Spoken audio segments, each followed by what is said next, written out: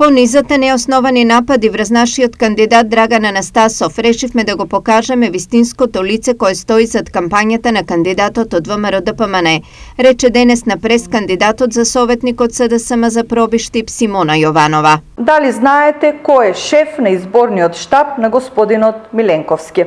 Тоа е лично и персонално бившиот градоначалник Тоневски, човекот на кој граѓаните на локалните избори во 2017 година му испорача фактурата за неговото работење, гласајќи за победникот Драган Анастасов Ладич. Дали Тоневски е новото лице на ДПМН во Пробиштип и дали е тоа човекот кој на вас, граѓаните, ќе ви создаде нова иднина, промени, проекти и победи, како што гласи нивниот изборен слоган? Со сигурност не.